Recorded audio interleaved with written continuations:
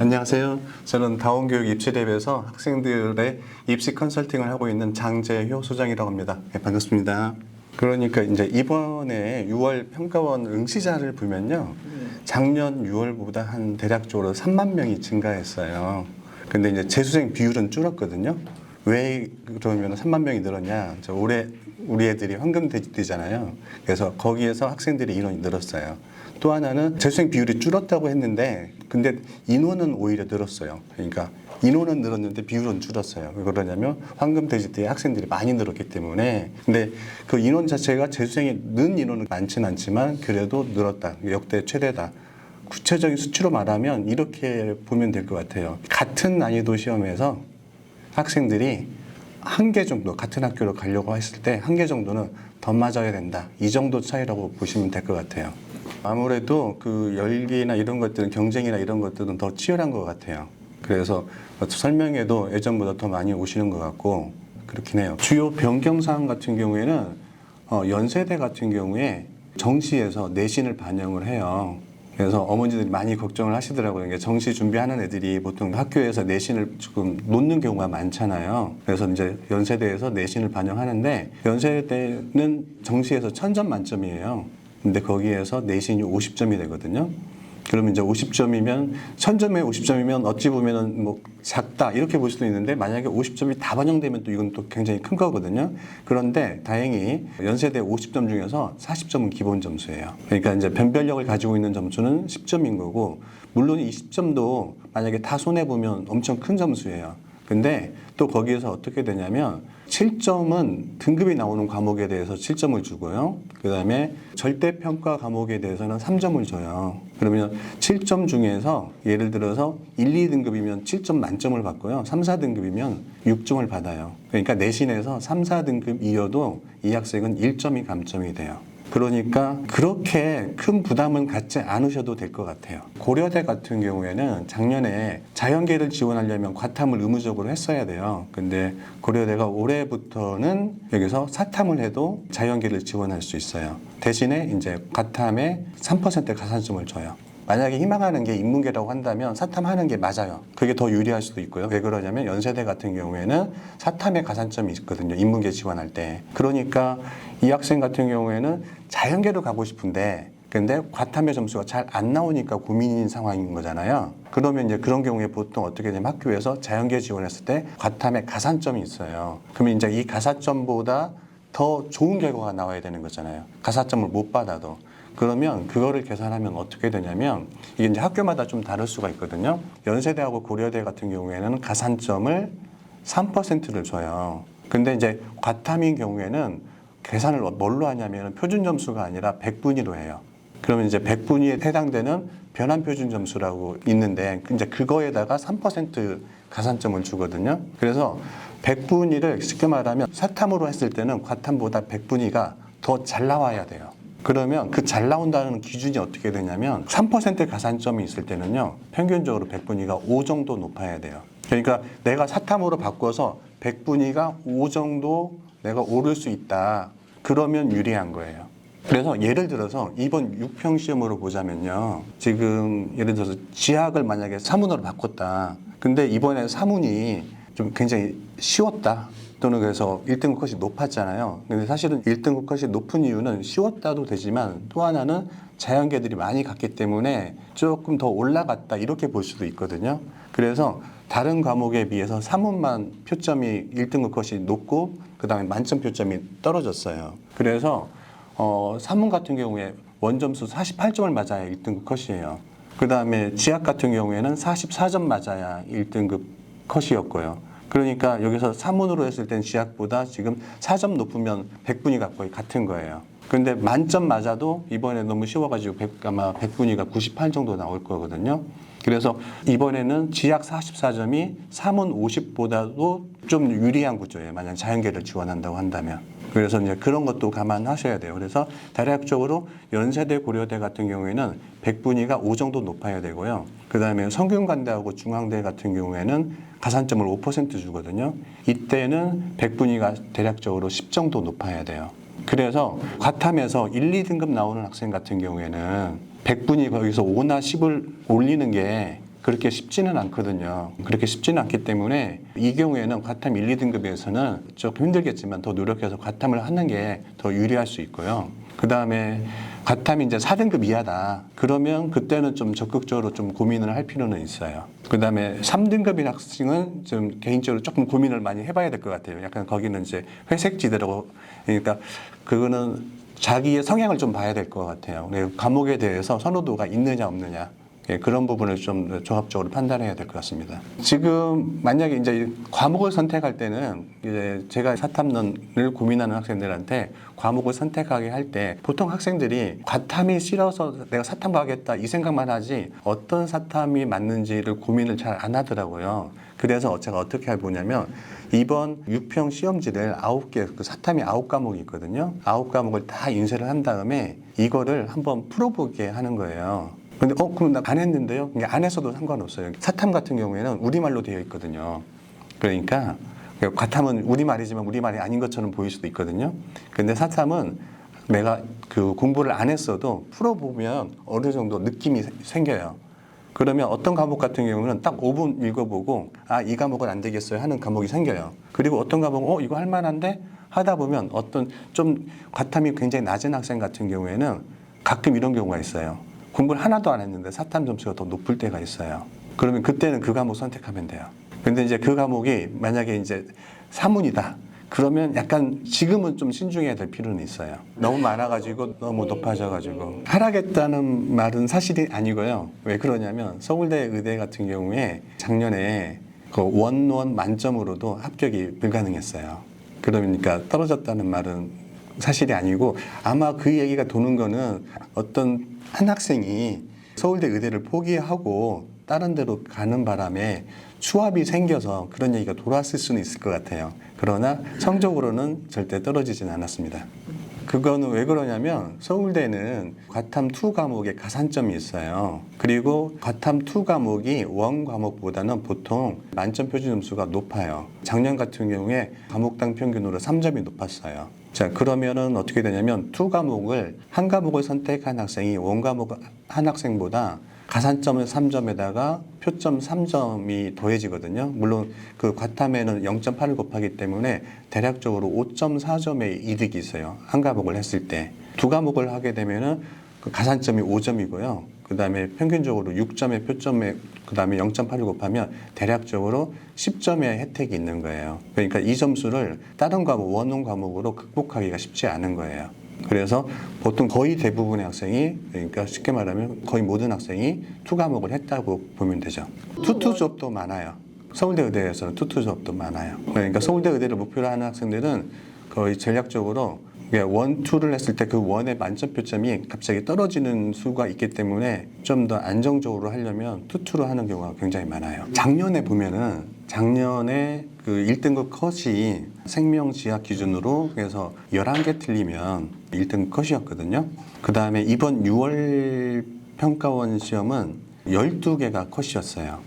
그러니까 이번 6월 시험이 작년 수능보다 1개 정도 어려웠죠. 1개 정도 어려운 거예요. 자, 근데 제가 아까 말씀드렸는데 이번 시험에서는 고3 학생들이 인원이 늘고 의대 정원이 줄었기 때문에 1개 정도는 더 맞아야 된다고 했죠. 그러니까 우연치 않게 이렇게 보시면 될 것 같아요. 거의 작년 입결 그 틀린 만큼 이번 6월 달에 틀리면 그 대학 라인을 갈 수 있을 거다. 이렇게 보면 될 것 같아요. 그러면 작년 기준으로 보자면 서울대는 만점 맞아야 되는 거고요. 1개 틀렸을 때가 성균관대하고 가톨릭대. 그 다음에 2개 틀린 게 울산대, 한양대. 3개가 고려대, 연세대 이렇게 되고 그런데 보면 보통 연세대가 인기가 많잖아요. 근데 이제 연세대가 작년은 조금 떨어진 부분이 있어요. 왜 그러냐면은 연세대 같은 경우에 심층 면접이 있어요. 그래서 면접이 있어가지고 여기에 부담 갖는 학생이 있거든요. 그러면 이 학생들 같은 경우에 내가 하나밖에 안 틀렸는데 연세대 썼다가 면접에서 떨어지면 그러면 갈 수 있는 데가 서울대는 또 못 가거든요. 그러면 나군의 경희대를 써야 되는 상황인데 그런 메이저 의대를 좀 가기가 힘든 상황이 되니까 약간 성균관대나 가톨릭대로 가는 경향이 있더라고요. 그래서 이제 그렇게 돼서 주로 메이저 의대로 가려면 작년 같은 경우에 1개, 2개, 3개 정도 안에서 틀려야 됐고요. 그 다음에 인서울 의대를 가려면 5개 이내에 틀려야 돼요. 그 다음에 의대를 가려면 그게 거의 맞으면서 한 8개. 물론 운이 좋아가지고 9개 틀려가지고 구멍난 학교가 작년에 이제 제주대하고 원광대가 있는데 그 정도도 있지만 대략적으로 8개 이내 아니면 인서울이면 5개 이내, 메이저면 2개나 3개 이내 이 정도 안에 틀려야 거기 갈 수 있었어요. 그러면 이번 6평에서도 거의 비슷한 기준으로 보시면 돼요. 약대나 그러니까 한의대, 수의대, 약대 같은 경우 10개까지가 이제 그 정도 라인이면 되고요. 그 다음에 서울대 같은 경우에는 이 메디컬 한약수보다는 약간 높을 수도 있고 비슷할 수도 있는데요. 서울대 같은 경우는 7개에서 9개 라인 사이예요. 근데 이제 서울대는 7개, 9개인데 이 학생들은 대부분 툴을 한 학생이 많아요. 그래서 생각보다 조금 개수가 좀 적게 틀려야 돼요. 그러니까 쉽게 말하면 툴을 한 학생은 7개, 9개가 아니라 서울대 기준으로 보자면 9개, 11개 정도 틀려도 거기를 갈 수 있어요. 한 2개 정도 혜택이 있다고 보시면 돼요. 그래서 원룸 기준으로는 7개에서 9개 이 정도 틀리면 되고요. 그 다음에 연고대 같은 경우에는 11개 정도 틀리면 돼요. 이번 시험 기준으로. 문과 기준으로 하게 되면요. 문과 기준으로 하게 되면 대략 여기에서 이제 문과 같은 경우 선택 과목이 이제 달라지는 거잖아요. 이게 달라지는 건데 문과는 자연계보다 1개 정도 더 틀리면 갈 수가 있거든요. 근데 이제 이런 상황이 되죠. 만약에 자연계들이 문과로 지원한다 하면은 아까 거기에서 1개 더 틀려도 문과를 지원할 수 있는 상황이 생길 거예요. 근데 이제 예를 들어서 원래 문과 애들이 막 화작을 하고 확통을 했다. 그러면 어떻게 되냐면 화작을 하면은 원매보다 하나 더 맞아야 같은 표준 점수가 나오고요. 확통을 하면 2개를 더 맞아야 같은 점수가 나와요. 비적보다. 그래서 3개를 더 맞아야 되는데 인문계가 자연계보다 하나 정도 더 틀려도 되는 거니까 쉽게 말하면 2개 정도 더 맞아야 되는 거예요. 만약에 화작 확통을 했다고 한다면. 예, 그런 상황입니다. 지금 보니까 작년 같은 경우에는 지금 그 출제진이어로 이슈 때문에 많이 교체된 걸로 알고 있어요. 그래서 작년 같은 경우는 6월 달에 난이도가 굉장히 높았고 그 다음에 9월은 굉장히 낮았고 이런 상황이었거든요. 그래서 뭔가 그 난이도 조절을 하는데 원점 조정이라고 해야 될까? 이 부분이 잘 안 된 부분이었어요. 그런데 이번 6평을 보게 되면 이제 어느 정도 원점 조정은 잘 한 것 같다 그런 느낌이 들어요. 그래서 예를 들어서 24학년도에는 수능에서 1컷 기준으로 해서 그 당시에 12개 틀려야 1컷이었어요. 그 다음에 작년 수능은 11개였고요. 이번 6월은 12개였어요. 그러니까 난이도 조절은 어느 정도는 성공한 것 같아요. 그래서 원점 조정에 대해서는 어느 정도 맞추지 않았나. 그래서 난이도가 여기서 크게 벗어나지는 않을 것 같다. 이런 생각이 듭니다. 과목에서는 약간 편차가 있을 수 있겠죠. 그러니까 어느 과목은 오르고 어느 과목은 조금은 떨어질 수 있지만 여기서 그 전체 총합으로 봤을 때는 크게 달라지지는 않을 것 같아요. 그래서 제가 보기에는 새롭게 조직된 평가원에서 어느 정도는 원점 조정이 이루어졌다. 이 정도 난이도면은 크게 문제 없이 이게 어쨌든 그렇게 막 엄청나게 킬러 문항 없으면서도 변별력 갖는 그런 정도의 난이도로 좀 세팅이 된 것 같습니다. 그 학생들의 특징은 그거죠. 메타인지가 발달되어 있는 거예요. 자신의 약점을 아는 거예요. 그러니까 뭐냐면 제가 이제 학생들한테 제가 예전에 이제 수학을 가르쳤거든요. 그러면 너 수학에서 약점이 뭐니? 이렇게 물어봐요. 그러면 상위권 학생하고 하위권 학생의 대답이 달라요. 그러면 약점의 개수가 많은 학생이 상위권일까요? 하위권일까요? 그쵸. 약점의 개수가 많은 학생은 상위권이에요. 되게 구체적으로 그 약점을 얘기를 해요. 뭐 예를 들어서 어떤 절대값이 포함된 함수의 미분에 관해서 저는 굉장히 약해요. 이렇게 대답을 하는 학생이 있어요. 그 상위권인 거죠. 근데 예를 들어서 하위권 같은 경우 너 뭐가 약하니? 그러면 한참을 생각을 해요. 그리고는 수투요. 또 어떤 학생은 그냥 어려운 문제요. 이 정도의 대답이 나오거든요. 그러니까 뭐냐면 자기의 약점을 정확히 아는 게 중요한 거예요. 물론 이제 수학 같은 경우에는 타고난 어떤 능력 차이도 있을 수는 있는데요. 근데 그게 있다고 해도 요즘 수능은 그것만 가지고는 또 커버하기가 힘들어요. 노력이 있어야 돼요. 그러니까 이번 6평 시험으로 이걸 보셔야 돼요. 학생들은 자기가 몇 등급이냐 이렇게 보시면은 정확히 자기 위치를 파악하기가 쉽지는 않아요. 왜냐면 등급은 스펙트럼이 크니까요. 그래서 어떻게 하는 게 좋냐면 자기가 틀린 개수가 몇 개냐를 먼저 파악하는 게 좋아요. 그러면 제가 아까 라인 잡아드렸잖아요. 그러면 대략적으로 자기가 어디 라인이다. 그 다음에 목표까지 가려면 몇 개를 더 맞아야 된다. 이게 구체적으로 보일 거거든요. 그럼 예를 들어서 자기가 만약에 20개를 틀렸어요. 근데 목표하는 게 예를 들어서 12개 정도다. 만약에 서성한 정도가 되면 이제 12개 정도 라인 되거든요. 그러면 8개 정도 올려야 되잖아요. 그럼 8개. 그 다음에 20개 정도면 건국대나 동국대, 홍익대, 권동욱 라인이거든요. 그러면 이제 거기에서 만약에 서성한 라인까지 내가 올리고 싶다. 그러면 8개를 더 맞으면 되거든요. 8개를 더 맞으면 되는데, 그러면 이제 과목별로 2개 정도 올리면 되겠죠. 그러면 이제 자기가 틀린 거를 분석하는 거예요. 자기가 틀린 거를 분석하는데 어떻게 하냐면 틀린 거를 3가지로 분류를 하는 거예요. 첫 번째는 바로 이번에 내가 실수해서 틀린 거. 그러니까 시험을 다시 보면 바로 맞출 수 있는 거. 이게 몇 개인지.